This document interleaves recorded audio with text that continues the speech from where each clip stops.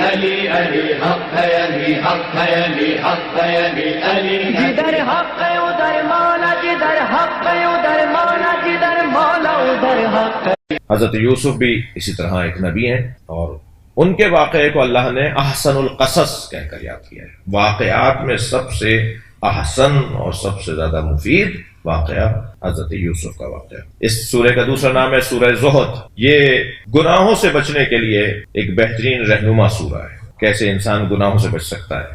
جب دربار سے نکالے گئے اور زندان میں ڈالے گئے تو قیدیوں سے مزاح فرما رہے تھے، وہ جہاں چوہے پھر رہے تھے، جہاں سانپ اور بچھو نظر آ رہے تھے، وہاں جہاں کیڑے تھے، وہاں جہاں اور چیزیں بھی تھیں، مگر حضرت یوسف ایسا ہو رہا تھا جیسے بہت بڑی ان کو چیز مل گئی اور بڑی خوشی کا مظاہرہ اور بڑی شادمانی کا اظہار، اور پھر جو اسرا تھے ان کے ساتھ حضرت یوسف کا جو مزاح ہو رہا تھا، تو دربان نے دیکھ لیا، بہت دیر تک تو دیکھتا رہا، پھر آ کے کہنے لگا یہاں کے تو لوگ روتے ہیں، یہاں سے جانے کی آرزو کرتے ہیں، تم یہاں کے خوش نظر آ رہے ہو۔ فرمانے لگے وہ جو محل تھا وہ زندان تھا، اور یہ جو زندان ہے یہ میری آزادی ہے، اس لیے کہ جہاں میں اپنے عقیدے پر عمل نہ کر سکوں وہی تو زندان ہے، اور جہاں میں اپنے عقیدے پر عمل کر سکوں وہی آزادی ہے۔ بڑا پیغام۔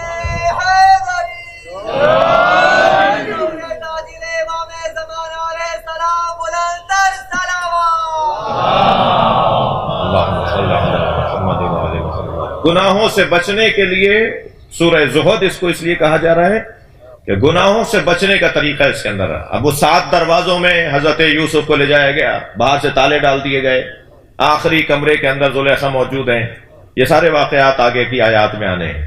اور ایک مرتبہ جب اس نے ارادہ کیا، جو ارادہ نامطلوب تھا، مذموم ارادہ تھا، تو حضرت یوسف نے اپنے اللہ کو یاد کیا، اسے بھی یاد آ گیا کہ اس کا بھی کوئی اللہ ہے، تو وہاں رکھے ہوئے بت کے اوپر اس نے چادر ڈال دی۔ حضرت یوسف نے فرمایا تم نے کیا کیا؟ کہنے لگی مجھے اپنے اللہ سے حیا آ رہی ہے۔ حضرت نے فرمایا تمہارا اللہ تو آنکھوں پر اس کے پردہ ڈالا جا سکتا ہے، میرے اللہ کی آنکھوں پہ پردہ نہیں ڈالا سکتا۔ اور یہ کہہ کر پھر مدد مانگی اللہ سے، اور جب مدد مانگ کے چلے، ہمت یوسف علیہ السلام نے کی، مدد اللہ نے کی۔ وہ ایک مشہور جملہ، ہمت مردہ مدد، ہمت حضرت یوسف نے کی گناہ سے بچنے کی، مدد پھر اللہ کی ہوئی کہ تالا ٹوٹنا شروع ہو گیا۔ یعنی دوسری طرف سے حضرت یوسف دروازے کے قریب جاتے تھے، اس طرف سے تالا ٹوٹ جاتا تھا، پھر دوڑتے تھے، ایک اور دروازہ آتا تھا، پھر وہاں سے تالا ٹوٹ جاتا تھا، پھر آگے بڑھتے تھے، پھر ایک مرتبہ دروازے کے قریب جاتے تھے، پھر تالا ٹوٹ جاتا تھا۔ آخری دروازے کا تالا ٹوٹنے میں جب پہلے اللہ تالے توڑ رہا تھا، تو پھر آخری جلدی کیوں نہیں توڑا اس نے آخری تالے کو کچھ تاخیر سے اللہ نے کھولا، تاکہ پھر اب یہ ایک اور سبق بنے کہ کیسے اب کیا کرو گے۔ یعنی وہ جو 6 تالوں پہ مدد کرتا رہا، 7ویں پر اس نے آزمائش میں ڈال دیا، اور پھر ایسے ہی آزمائش آئی کہ اتنی تاخیر سے تالا کھلا کہ وہ زلیخا کا ہاتھ حضرت یوسف کی قمیص پہ چلا گیا، اور سامنے عزیز مصر کھڑا ہے جو بادشاہ مصر ہے اور جو زلیخا کا شوہر ہے، اور جس نے حضرت یوسف کو پالا ہے۔ اور اس بھگدڑ کی کیفیت اور اس چھینا جھپٹی کا سا منظر جب دیکھا اس عزیز مصر نے، تو اس نے حضرت یوسف سے ہی پوچھا کہ یوسف، ظاہر حجرہ تو اس کی بیوی کا تھا، یہ کیا ہو رہا ہے، یہ کیا ہو رہا ہے؟ غصے سے اس نے آوازیں لگائیں، تو حضرت یوسف نے فرمایا کہ میرے پاس تو سوائے میرے اللہ کے کوئی گواہ نہیں ہے۔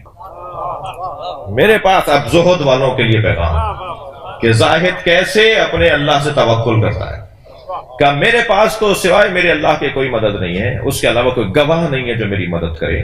زلیخا کو دیکھ کر اس نے کہا زلیخا یہ کیا ہو رہا ہے؟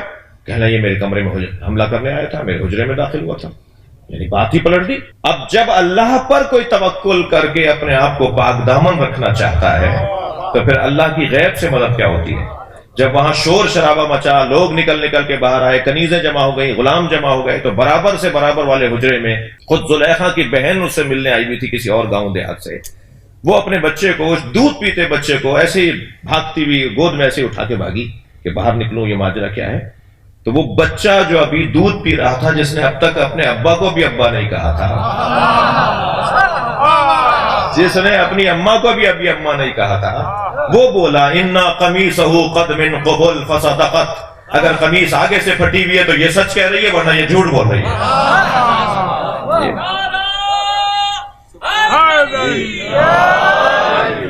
لیکن کیا کریں کہ عزیز مصر پر یہ تو روشن ہو گیا کہ میری زوجہ ہی قصوروار ہے، مگر دنیا کو کیا بتائیں؟ اپنے زوجہ کے عیب کیسے بتائیں؟ ہمیشہ زور بڑے لوگوں کا غریبوں پر ہی چلتا ہے۔ کیسے اپنی زوجہ کے لیے کہیں کہ میری زوجہ نے ایسا کیا تھا؟ حضرت یوسف کو اس جرم میں جانتے ہوئے کہ جو مجرم نہیں ہے یوسف، تو آپ اور ہم ایک جملہ کہتے ہیں، سنتے ہیں کہ دین پر دنیا بھاری، دنیا کو بھاری کر دیا دین پر۔ دین کہہ رہا تھا کہ زوجہ قصوروار ہے، دنیا کہہ رہی تھی کہ یوسف قصوروار ہے، تو دین پر دنیا کو بھاری کر دیا۔ اور دین پر جو دنیا کو بھاری کرتے ہیں پھر وہ نبیوں کے مجرم ہو جاتے ہیں۔ بھائی صلوات پڑھ لیں محمد و آل محمد۔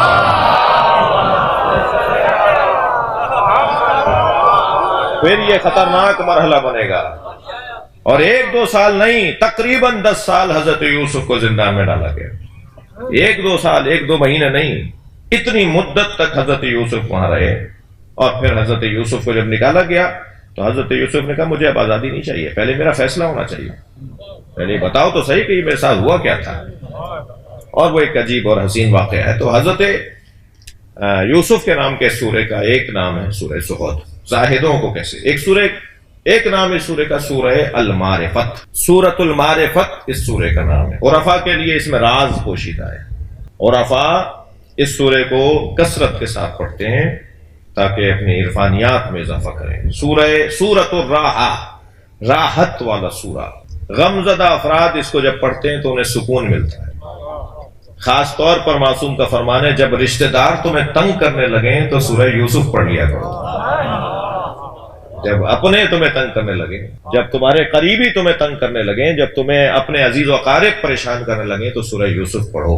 اس کا 5واں نام ہے سورۃ العشق، عاشقوں کا سورہ ہے۔ ایک عشق مجازی کی داستان ہے اس میں، ایک عشق حقیقی کی داستان۔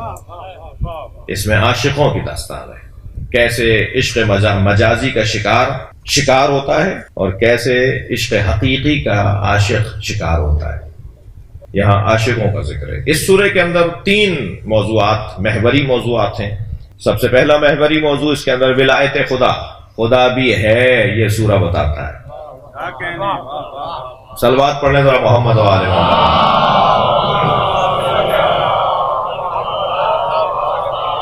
ولایت خدا کا پیغام اس سورے میں۔ تعویل خواب ایک پوری حقیقت ہے، ایک واقعیت ہے۔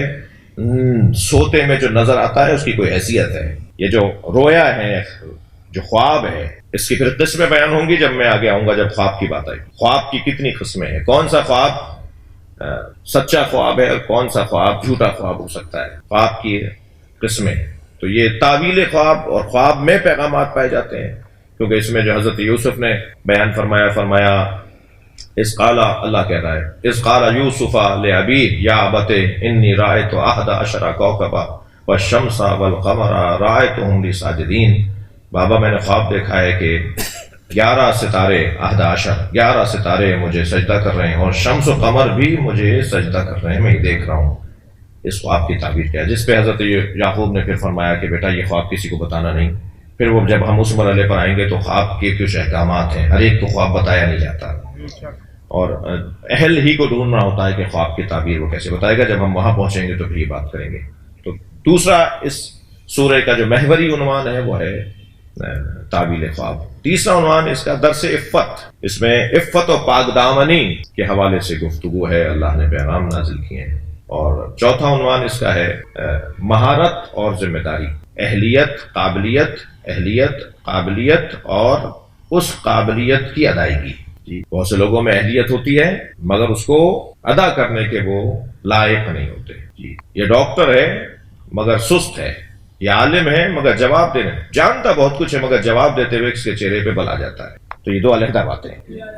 جی یہ بہت بڑا عالم ہے، اس کے سینے میں سمندر علم پوشیدہ ہے مگر مسئلے کا جواب دیتے وقت چڑھتا ہے۔ تو قابل ہونا اور ہے اور ذمہ دار ہونا اور ہے۔ اس سورے کے اندر حضرت یوسف سے متعلق یہ پیغام بھی ہے کہ قابلیت کو ذمہ داری کے ساتھ اگر لیا جائے تب یوسف علیہ السلام کا کردار بنتا ہے۔ بہت سارے لوگ ہوتے ہیں، قابل ہوتے ہیں مگر ذمہ دار نہیں ہیں۔ میرا کیا واسطہ، میں ہی کیوں؟ بھائی تمہارے پاس اتنا علم ہے، تمہارے پاس اتنی معلومات ہے، تم یہ کر سکتے ہو، تم وہ کر سکتے ہو۔ تو اس سورے کے اندر قابلیت اور ذمہ داری کا پیغام یہ سورے کا محوری پیغامات، اور جو کلی پیغام ہے وہ تو اس کا تربیت بشر ہے، انسانوں کی تربیت کے لیے اللہ نے اس سورے کو نازل کیا ہے۔ علی علی حق ہے، علی حق ہے، علی حق ہے، علی علی جدھر حق ہے ادھر مولا، جدھر حق ہے ادھر مولا، جدھر مولا ادھر حق ہے۔